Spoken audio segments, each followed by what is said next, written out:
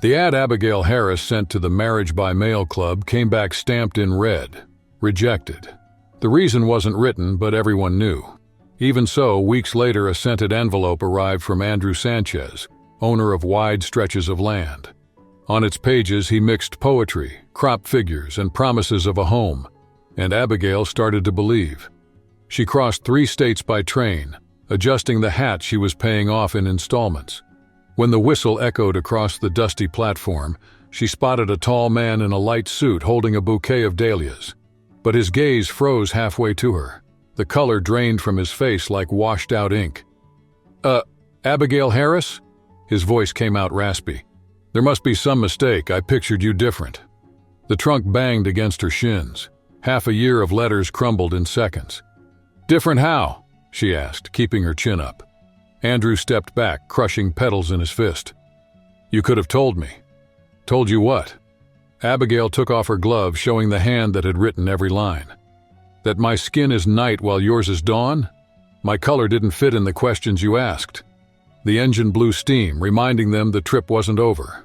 Abigail held her hat, took a step forward, and walked out of the shadow of someone who only sees envelopes. Abigail's footsteps echoed on the worn wooden platform, and with each tap a curious hush spread through the little Riverbrook station.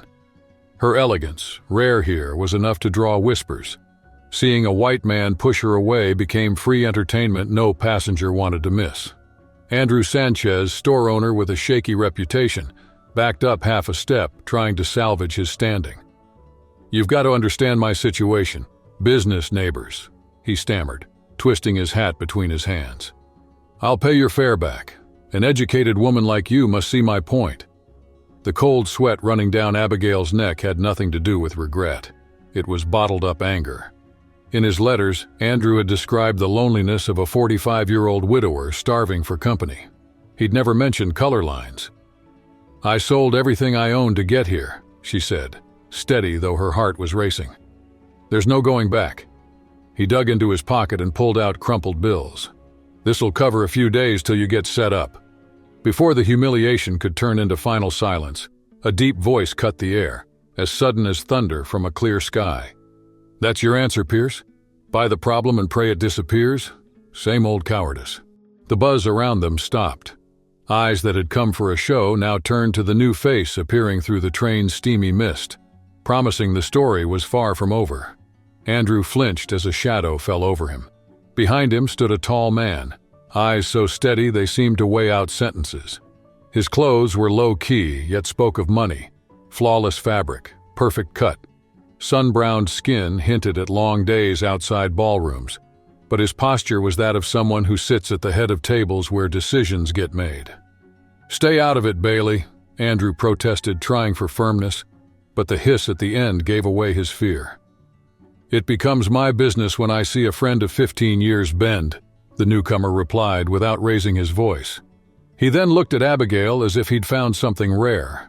The hardened gaze softened, and he tipped his head in an almost old-fashioned greeting. "Ma'am, Jackson Bailey." The introduction sounded less formal than inevitable. "I have a house on the outskirts. Plenty of space, beds that stay untouched for months, and a housekeeper who keeps saying those walls need more voices. If you'd like, stay there until you decide your next move." Used to offers that cost more than they promised, Abigail kept her shoulders tense, but she didn't answer right away. Andrew choked, his face flushing. "Bailey, you've lost your mind. Have you thought about the gossip?" Jackson lifted the corner of his mouth, a cold gesture free of amusement. "They talk every day. They talk when they want credit, when they ask passage across my land. They'll talk now too. I'm eager to hear the speech they rehearse this time." Andrew felt his face go pale as he realized who was really standing in front of him. Jackson Bailey, supposed farmer, owned half the valley's fertile ground and influenced every sack sold in the neighboring markets. Beside him, Abigail kept her chin high. Along with a trunk, she carried a truth capable of toppling the local power balance and turning humiliation into payback. In that moment, Andrew understood that judging by skin color can carry a high, swift price. Bailey didn't need to raise his voice. He simply drove the carriage through the property's ornate gates. This was no simple farm, but a Victorian mansion surrounded by neat fields and pastures where stallions trotted at a lazy pace. From the seat, Abigail noticed workers lift their tools to watch the visitor. Every wary glance fed the spark of change she carried. Jackson murmured that folks in town were wary of anything new. Abigail's restrained smile said it all. As the wheels creaked over the gravel, Andrew stepped back. A thought pounded in his mind. Choices driven by prejudice can set loose forces you can't control. With the front door about to open, he sensed the first act of an unpredictable story was about to begin. Pointing at the manor's facade, Jackson confided that Riverbrook was stuck on a stopped clock. The founding families, he said, kept the village clinging to old rituals, and Andrew Sanchez was only the most visible symptom. At the door, the housekeeper, Mrs. Evans, middle-aged, serene-looking with military posture, greeted Abigail with precise courtesy. If the arrival of a black guest surprised her, her disciplined face didn't show it. She led Abigail down hallways lined with portraits and relics that seemed to follow every step. In the blue room, she noted that the whole garden could be seen from there, a rare privilege inside the house. Dinner began to the muffled sound of silverware. Between bites, Jackson spoke about himself. Son of a northern banker and an abolitionist teacher, he'd grown up with both wealth and ideas of equality. When he settled in Riverbrook 15 years earlier, money earned him tolerance but never true acceptance from the neighbors. "And you, miss, what's your story?" he asked, a mix of genuine curiosity and calculation in his voice. Abigail set down her glass and said she'd taught literature and history in Boston at a school for young black women. When the money dried up and the doors closed, she knew it was time to find somewhere new to start over. Jackson's eyes narrowed, not with suspicion but like someone spotting unnamed opportunities. Abigail kept the real reason for her letters secret. In the trunks inherited from her grandfather, once the Whitford's butler, lay not only well-kept coins but scrolls that could shift ownership of Riverbrook's lands. When asked, she just spoke of missing family, hiding the weight of those papers in the false bottom. Sensing the storm in his guest's mind, Jackson offered something new: silence. The mansion's cavernous, peaceful library became her refuge. There she devoured volumes on local cartography and legal precedents, stitching together options for a future that now weighed in her hands. When a servant asked, Abigail flashed a brief smile and said she was exploring horizons. The calm didn't last. Within a week, rumors about the mysterious visitor spread across the cobblestone streets. Tailors, merchants' wives, even the Reverend, knocked on the door with flimsy excuses to get a look at the unexpected guest. After each little delegation, Jackson shut the door and huffed, "Looks like you've become the town's main attraction without even stepping outside." Abigail raised her teacup, the porcelain trembling almost imperceptibly. "I've always been an attraction, Mr. Bailey. The difference is that now the audience offers me tea while they watch." Andrew Sanchez worked up the nerve on a gray afternoon and slipped through Jackson Bailey's gate unannounced. Hat pressed to his chest and a smile barely hiding his tension, he found Jackson looking up from the newspaper. "Mr. Bailey," Andrew began, his voice shaky, "I came to ask if Miss Harris is comfortable." "More than comfortable," Jackson answered curtly. "Ask her yourself." Abigail appeared, wearing a dress adjusted by Mrs. Evans. Her bearing erased any memory of the exhausted traveler from the station. "Mr. Sanchez," she greeted, steady. Andrew swallowed hard. "The community's uneasy. It doesn't seem proper for a young lady to stay in a bachelor's house." Jackson twisted a smile. "Especially when that young lady is black, right?" Color rushed to Andrew's face. He cleared his throat. "The church committee raised funds to send her back to Boston." Abigail tilted her head, eyes cool. "Thank you, but I've changed my plans. I'll be staying in Riverbrook indefinitely." Andrew blinked, stunned. "That's impossible. You have no job or family here." Abigail lifted her chin and spoke with a calm that silenced the room. "I'm already employed. Mr. Bailey has charged me with reorganizing the family library. Shelves of books from several generations sit there uncatalogued." The words struck like thunder. Andrew turned to Jackson, half perplexed, half furious. "You've got to be kidding." "Nothing could be more serious," Jackson replied, leafing through a treatise as if signing an invisible contract. "Miss Harris knows ancient languages, archival methods, and most of all, discretion. My collection will never have a better guardian." Andrew took a deep breath, realizing too late the trap hidden in the invitation. Those shelves held more than dusty novels. Land grant maps, forgotten deeds, and minutes exposing alliances and frauds of influential families. Whoever mastered those papers would control the past and the future of the region. His pride wounded, he pivoted on his heels and hurried into the garden, crunching the gravel as though he were grinding an insult underfoot. Behind the glass, Jackson watched him flee and said in barely more than a whisper, "He'll try to make a mess of everything. Today's humiliation won't just sit on a shelf." Abigail nodded.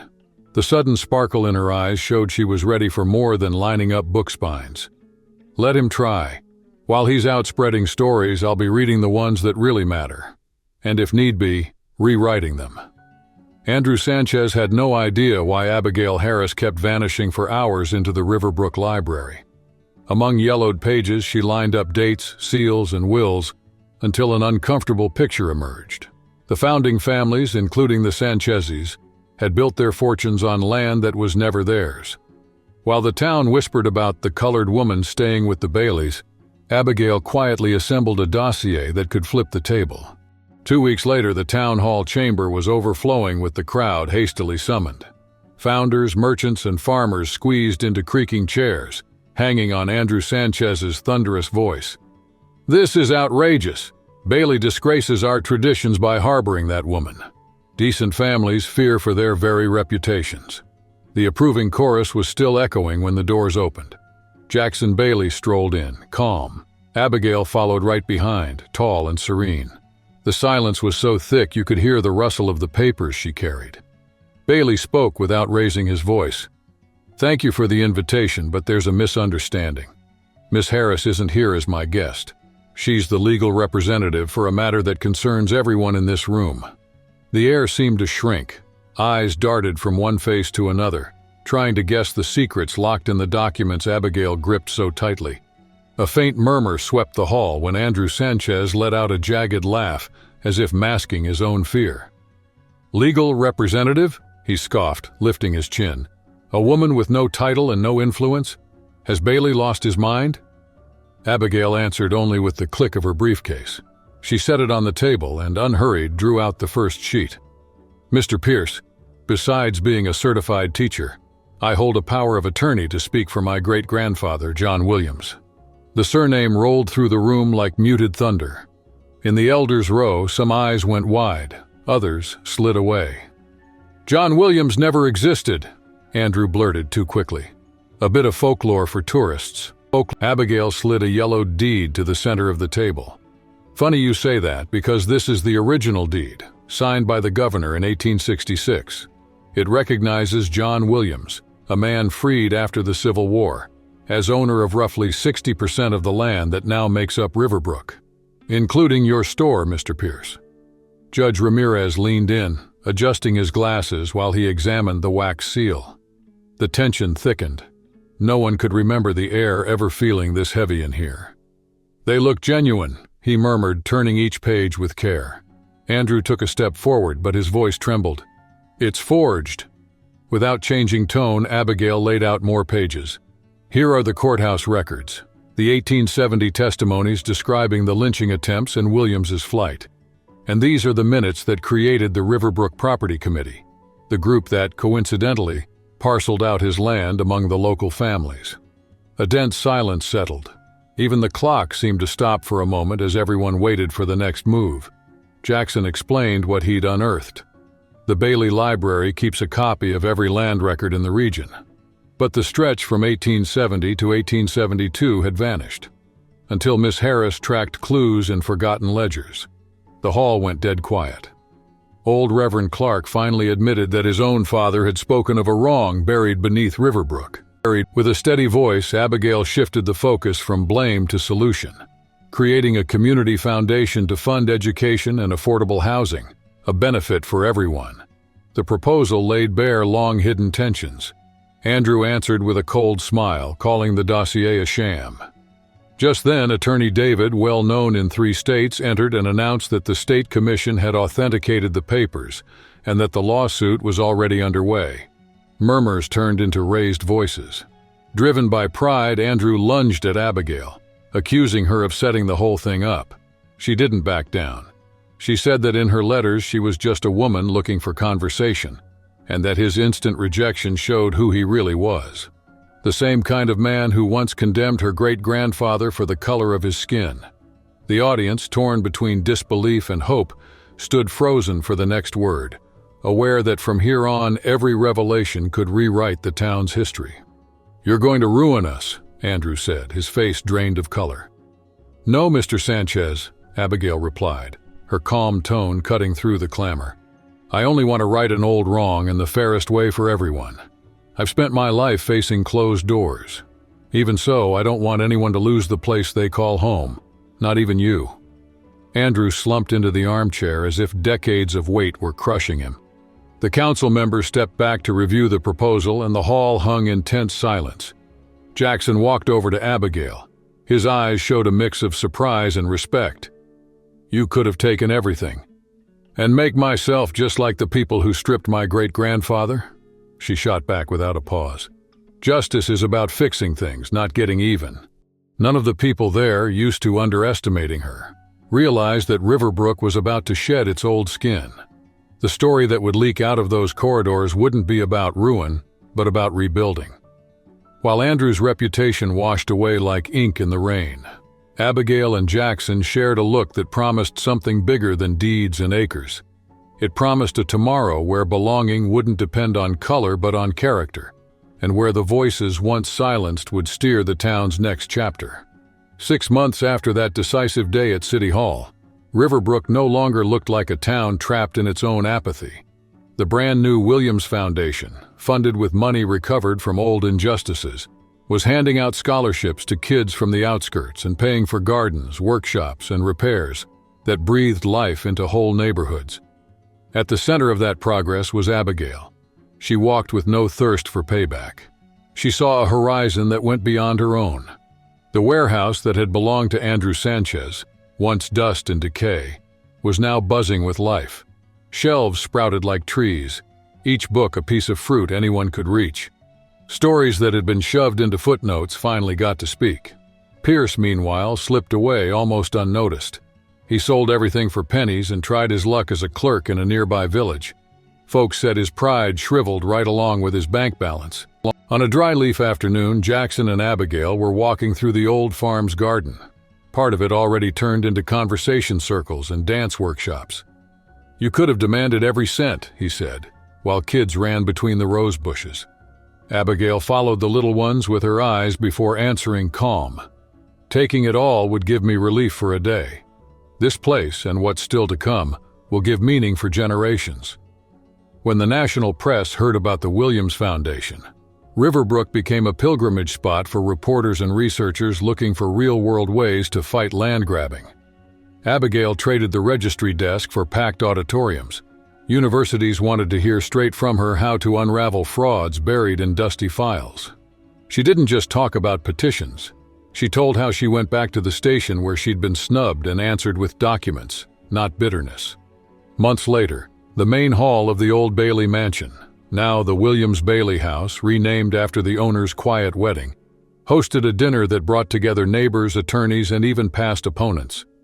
Glasses clinked when Judge Ramirez asked for silence.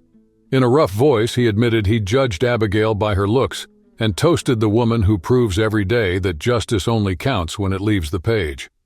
Next to him, Madison Parker, the newly appointed principal of the community school built with part of the settlements, reminded everyone that it all started with a train ticket torn up in front of dozens of eyes.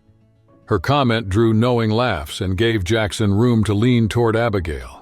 Holding hands, he whispered that the humiliating rejection of that day had turned into the pivot that let everyone be there.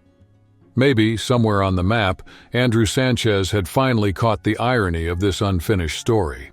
For decades, the main square was the stage for fancy parties open to only a few families. That changed when, in the middle of the night, a bronze plaque was installed there. Without fanfare, the metal told the saga of John Williams, whose land was seized to reward people in power.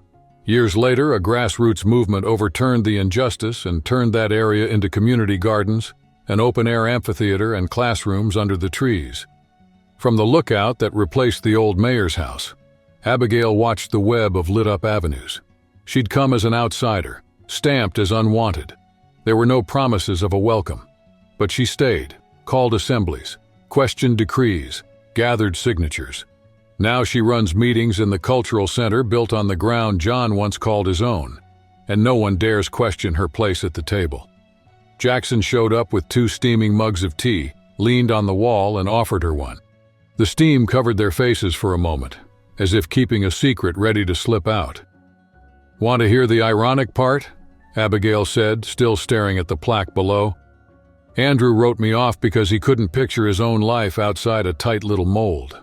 And that same mold ended up crushing his plans. Now the city's breathing at a pace he never imagined, and every new beat reminds us it's worth pushing the world forward, even if it's just an inch at a time." "And that's exactly why we move ahead," Jackson said, his gaze steady. "Your grit, your path, your authenticity." Riverbrook learned the hard way that labeling someone by how they look denies their essence and wastes talents that can change destinies. Abigail Harris Bailey, once seen as a stranger, built hospitals, libraries, and squares where indifference used to rule.